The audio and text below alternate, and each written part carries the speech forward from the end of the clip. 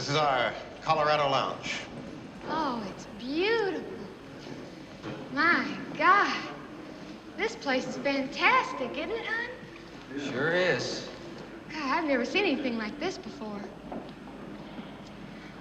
Are all these Indian designs authentic? Yeah, I believe they're based mainly on Navajo and Apache motifs. Oh, well, they're really gorgeous. As a matter of fact, this is probably the most gorgeous hotel I've ever seen. Oh, this whole place has had an illustrious past. In its heyday, it was one of the stopping places for the jet set, even before anybody knew what a jet set was. We had 4 presidents who stayed here. Lots of movie stars. Royalty? All the best people.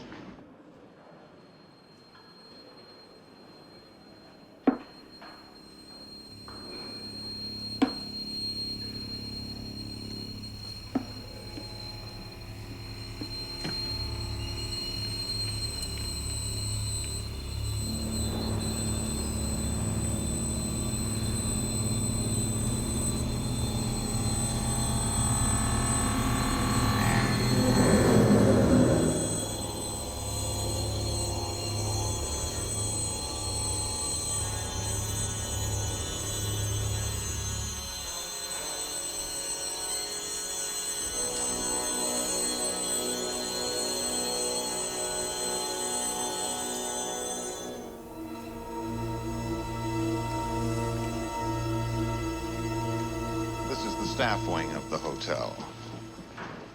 None of the other bedrooms are heated during the winter. Oh, goodbye, Mr. Ullman. Goodbye, girls. And here are your quarters. Living room, bedroom, bathroom, and a small bedroom for your son. Perfect for a child. Yeah. Yes.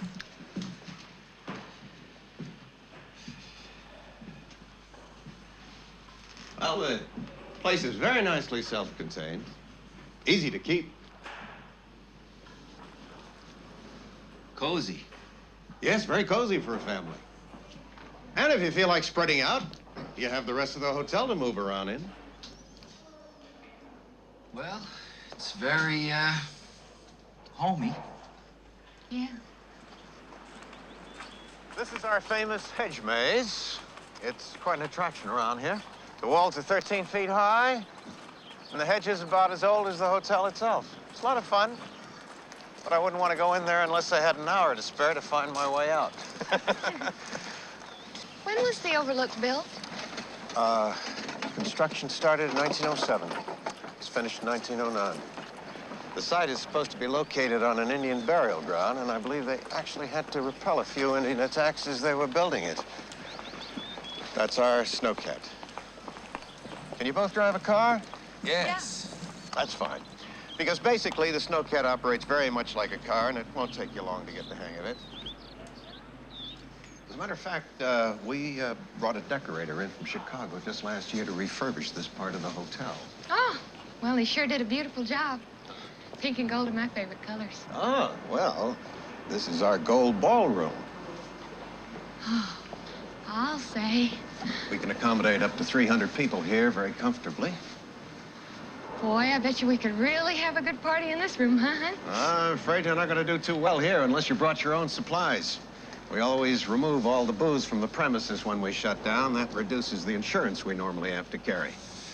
We don't drink. Well, then you're in luck. Oh, Dick, come on over and say hello to Mr. and Mrs. Torrance. Sure. This is Dick Halloran, our head chef. Mr. Halloran, I'm Jack. Nice to meet This you, is Jack. my wife, Winifred. Nice to meet you, Nice to Winifred. meet you. The Torrances are going to take care of the Overlook for us this winter. Oh, that's just great. How do you folks like our hotel so far? Oh, it's just wonderful. Hi, Danny. I found him outside looking for you. Dan, did you get tired of bombing the universe? Yeah. Come on over here.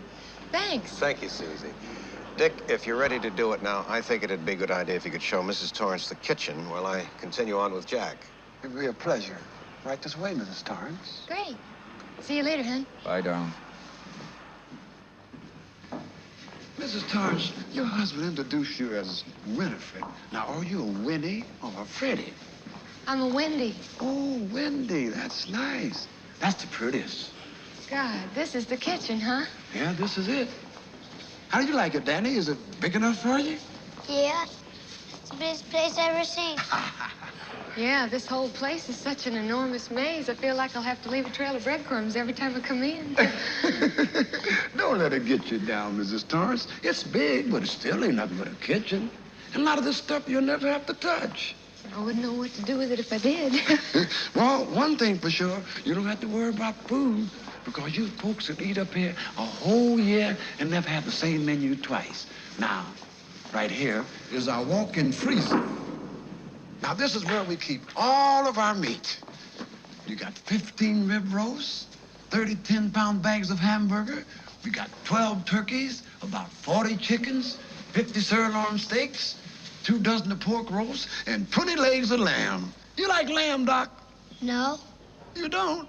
Well, what's your favorite food, then? French fries and ketchup. Well, I think we can manage that, too, Doc. Come along now. Watch your step. Mr. Halloran, how'd you know we call him Doc? Beg pardon? Doc. You called Danny Doc twice just now. I did? Yeah. We call him Doc sometimes, you know, like in the Bugs Bunny cartoons. But how did you know that? Well, I guess I probably heard you call him that. Well, it's possible, but I honestly don't remember calling him that since we've been with you. Well, anyway, he looks like a doc, doesn't he? Yeah. What's up, Doc? Now, this is the storeroom. In here, Mrs. Torrance, is where we keep all the dry goods and the canned goods. We got canned fruits and vegetables, canned fish and meats, hot and cold cereals, Post Toasters, corn flakes, sugar puffs, Rice Krispies, oatmeal, wheat, thin, and cream of wheat. You got a dozen jugs of black molasses. We got 60 boxes of dried milk, 30 12-pound bags of sugar, and 30 bags of flour. How'd you like some ice cream, Doc? Sociables, angle rolls, and 7 kinds of what have you. Now we got dried peaches, dried apricots, dried raisins, and dried prunes. You know, Mrs. Torrance, you gotta keep regular if you want to be happy. Hi. Hi. How you getting on? Just fine. Dick, can we borrow Mrs. Torrance for a few minutes? We're on our way through to the basement. I promise we won't keep her very long. No problem, Mr. Hubble. I was just getting to the ice cream. You like ice cream, Doc? Yeah. I thought you did. You folks don't mind if I give Danny some ice cream? I'll be waiting for you. Not at all. No, we don't mind. Good. Sound good to you, Doc? Yeah. Okay, you behave yourself. Now, what kind of ice cream do you like, Doc? Chocolate. Chocolate it shall be. Come on, son.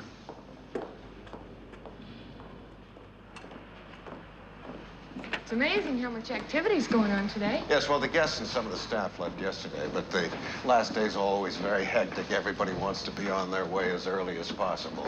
By 5 o'clock tonight, you'll never know anybody was ever here. Just like a ghost ship, huh? Yes.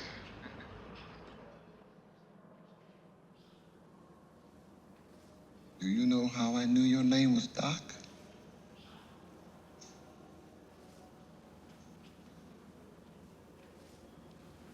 You know what I'm talking about, don't you?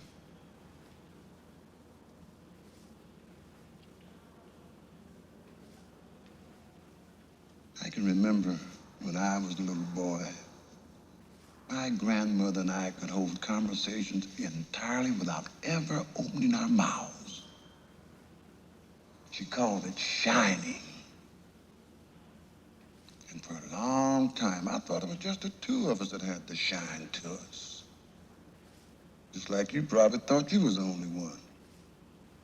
But there are other folks, though mostly they don't know it or don't believe it.